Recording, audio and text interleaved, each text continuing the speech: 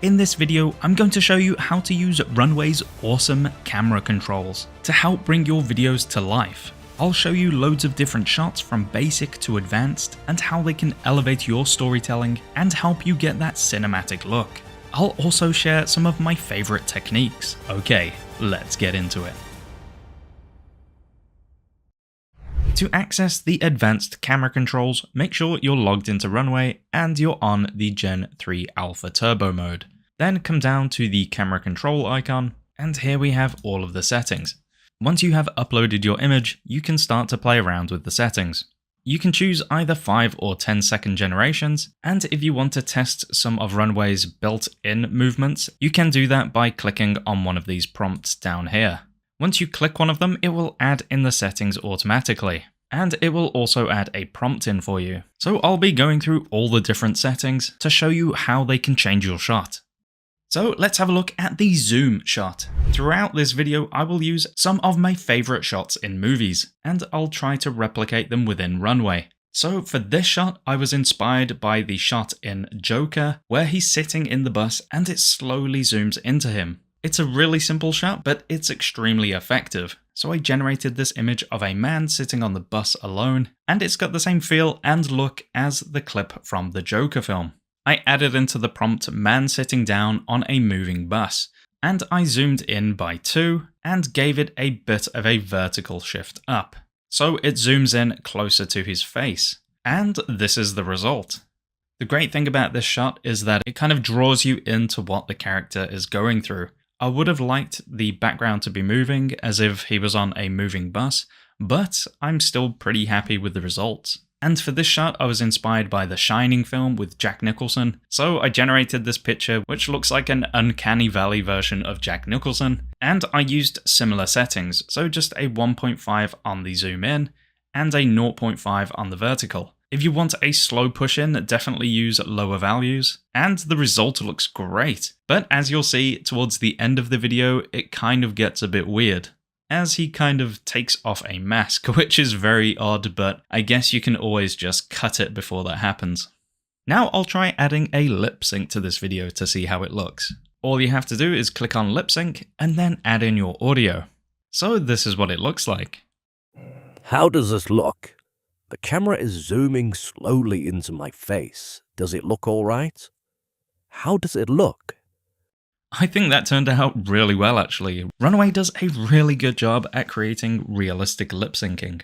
And here are some other examples of the zoom in. So I've got this shot of a police officer holding his gun towards the camera. Now what's interesting about this one is that there are some elements that are out of focus. So the front of the gun and his face are out of focus. But as it zooms in, it pulls focus to his face. And it does a really good job at making it feel like the camera is slowly moving into him. I put a slight movement to the right and then up, and just a 1.5 on the zoom in. So you can kind of use the little camera icon as your center point. So move that camera icon towards where you want the end point to focus on.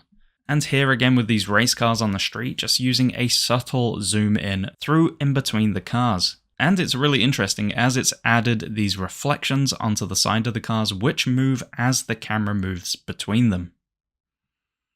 And this shot here only uses a 0.2 zoom in, and it just really does add to that tension in the shot. So it's just slowly creeping into the character in the seat. It just adds so much tension. It also works really well for landscape videos. So if you want to establish a scene like this one here, you can have the camera act as, say, like a drone and fly over your scenery, which I think works really well. While I've shown you shots at zooming in or pushing in, now let's have a look at zooming out. So zoom out or pull out shots can give you a feeling of the subject being lonely or isolated. Like in this shot here, I've got a man lying down in an alleyway, and I zoomed out by 4.8 and gave it a subtle roll. And it just gives him this kind of hopeless feeling to the shot. The awesome thing with the camera control is adding more details into the prompt. So for this shot here, I've got a man standing in a warehouse, and I put into the prompt, the camera zooms out and there are plants on the floor. So I gave it a subtle zoom out and I added a bit of down on the vertical setting. And it worked really well. So as you can see, as the camera pulls out, it reveals all this greenery on the floor. So it definitely listened to my prompt. And in this one, I added into the prompt there is a trash can on fire. And here's a different image of a man standing in a warehouse. And I added into the prompt, a pile of money is on fire. And it did a great job at interpreting the prompt. And for this prompt, I added there is a hole on the floor with black oil oozing out of it. And while it didn't exactly come out how I intended, it's still a really interesting and cool shot.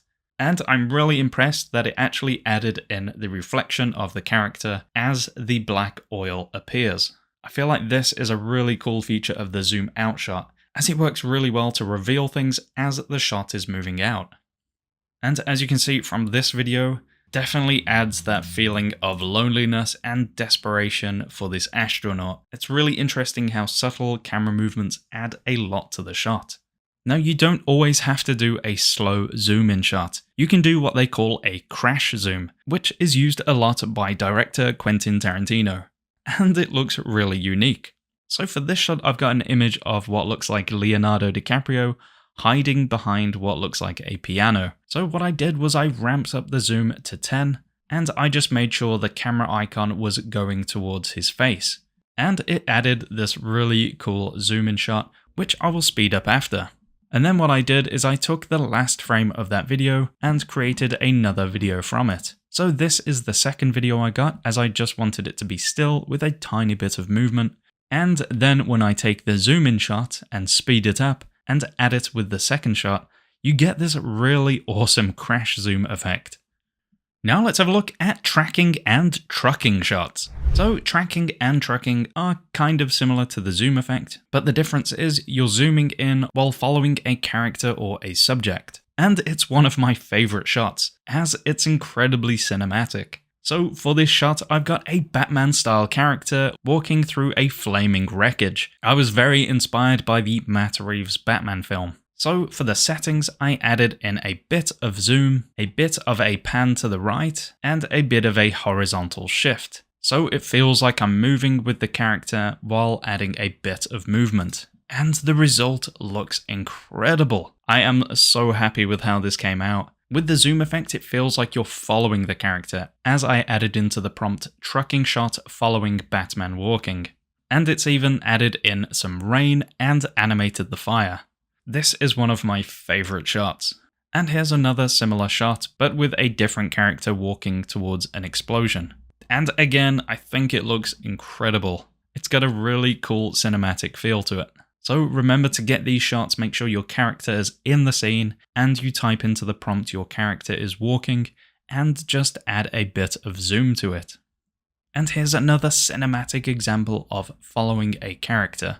For this video, I only added a bit of zoom in, and I added into the prompt person walking in the rain. I did a few different videos with similar characters in the rain, and I'm really happy with all of them. It's got that over-the-shoulder cinematic feel to it. You can also do some trucking shots following people sideways as well. So for this video, I've got a man walking through the park, and I added into the prompt walking left fast, sunlight shining. And I just moved the horizontal slider to the left a bit. And it creates a really nice shot. It's done a really good job at making a realistic walking animation, and while keeping his shadow intact. And you get a bit of sunlight coming through at the end. Now, the only problem with this is I added into the prompt walking left fast, but it's clearly a slow motion shot. If anybody does know how to get the characters moving faster and not in slow motion, please leave a comment down below. And here's another shot of a man walking through a forest. So it works really well at these kind of shots. If you're enjoying this video, please consider liking this video and subscribing to our channel. Okay, back to the video. Now let's have a look at the arc, or orbit shot. This is a really cool shot, and it was used a lot by the director Michael Bay. It pretty much serves as a kind of hero shot. So as a nod to Michael Bay, I decided to do my own Transformers shot, and it looks awesome. So for this shot, I wanted the camera to move around the Transformer. So I added in a bit of left horizontal movement, and I added a lot onto the pan right. So as you can see, the camera's going to move around and then pan to the right focusing on the transformer. I also added a bit of verticality up and zoom in, and a tiny bit of a rotation. And the results look incredible. It's got this really nice lighting coming onto the metal, making the metal feel shiny and quite realistic. I'm really impressed with this shot. And here's another version of another transformer, but orbiting around the other way, with a bit of a zoom in as well. These shots have a really epic cinematic feel to them. I wanted to see how far I could push this and see if I could get a full 360 orbit around an object. So I generated this image of a metal sphere and pushed the pan all the way to the extreme, and this is the result. So oddly enough, the start of the video looks a bit weird, but then for some reason it fades into another shot and gives me the impression of a full orbit. So I'm pretty impressed with the second part of the video. And here is another version, which is really interesting as it starts off on the side and then the camera kind of centers itself and feels like a drone flying around it. So I think this works better if you do the 10-second long video, and I'm sure if I extend this video it will keep wrapping round, so I'll try that now and see how it turns out. And with the extension, it keeps looping around the sphere, which is awesome. So that's a method on how to get 360 orbit videos. Now let's have a look at tilt up and down. So this shot is great at revealing something that's not in the shot on a vertical axis. And again, I was inspired by the Batman film with this shot of the Riddler leaving a question mark in the cup of coffee. It's a really great shot, so I tried to do it myself. So my plan was to reverse this shot. So I maxed out the tilt values and added a bit of verticality to it as well. And this is the video. I think it's awesome how they've added steam to it. And if I reverse this, it does look kind of similar to the shot in the Batman film. And then I tried a different version of the shot where it starts out from a bit further back and then it zooms in, tilts up and focuses on the cup. So what I did was I generated two different videos. I took the last frame of one of the videos to create the second video, and then I stitched them together. And I think it works really well. Tilt is great at revealing more of the shot as well. So for this video, I've got a man looking up at a really tall building. I wanted to exaggerate how big this building was and how small he feels. So I added some tilt up on the tilt slider, and that was it. And it gave me this awesome video. It's a really cool video to kind of show how huge this building is. And it's also added in some really fast-moving clouds, but it's a stylistic choice which I don't think looks that bad. Now let's have a look at panning. Panning shots move from a fixed position left or right, so this is great if you want to reveal more of your shot on a horizontal basis. And a filmmaker who does this all the time is Wes Anderson, so I tried to emulate a Wes Anderson style shot. So I generated this image that feels like it's from a Wes Anderson film, and I pushed the pan option all the way to the right, as well as a bit of horizontal. And it turned out pretty well. It's got a lot of video to fill in for, so it does get a bit weird with this kind of person appearing out of nowhere. But other than that, it looks pretty good. So what I wanted to do was it pan to another area of the room. So I actually ended up generating this image as well, which is going to be where the first shot pans to. So I made sure to pan in the opposite direction so that when I go to stitch them together, it feels like they organically stitch together. So what I did was I took the first clip and I sped up where it starts moving, and then the second clip, I sped up the first part of that section and merged them together to create this shot, and I think it worked pretty well. This is called a whip pan, and while you might not use it in a lot of cases, it definitely has a unique look to it. And for this shot, I've got an image of a woman warrior with her army. Now what's great about this one is I've added a subtle zoom into this one, but I've added 3 to the pan right option, and it works really well, as with the pan option, it just shows more of the army that she's got with her. So it just helps establish more of the scene. Now let's have a look at roll. A roll shot can give you that kind of disoriented, trippy kind of look to a shot. As you can see in this shot, I've got a roundabout with some cars around it, and I only added a small amount onto the roll slider. Now, while the video isn't that great as cars just kind of appear and disappear as they go around the roundabout, I do like the look of the subtle roll zoom in. And in this shot, it's looking up at some skyscrapers, and I choose to zoom out while rolling, and it's a really unique look. It kind of gives me those Inception vibes.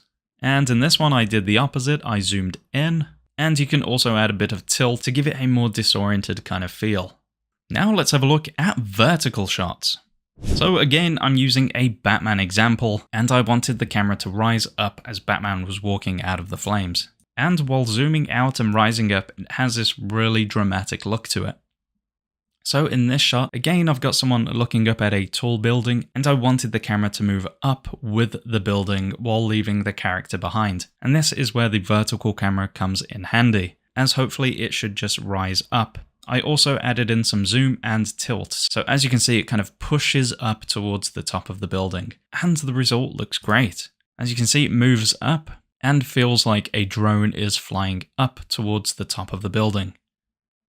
It's also great at revealing environments as well, so I've got this really beautiful landscape shot, and I've added a lot onto the vertical slider, as well as a tilt up and a subtle zoom in. And it does this really nice kind of establishing shot for the environment. So it's great at reaching up and just showing a lot more of your shot, which is perfect for landscape videos. And again, with this car shot, the camera already is quite low down, so I wanted it to move above the cars and to see what's going on. So I pushed the camera up and it reveals some rival cars, which is pretty cool. Now let's have a look at combining shots. So I had an idea of using one single image and using every different camera movement and stitching them all together. And the finished shot looks really interesting. And this is what it looks like when they're all stitched together.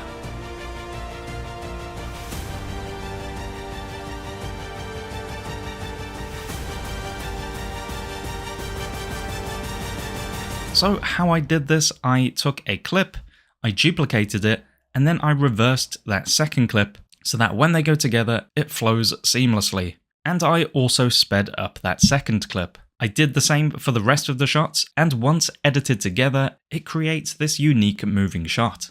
So make sure to test out this technique. Okay, so we've reached the end of this video, and I urge you to go and try out these advanced camera controls. If you have any tips or tricks on how to get really cinematic shots, please leave a comment down below. And it would be awesome if you could like this video and subscribe to our channel for more videos like this. And feel free to click the image you can see on screen to watch one of our other videos. Thanks for watching.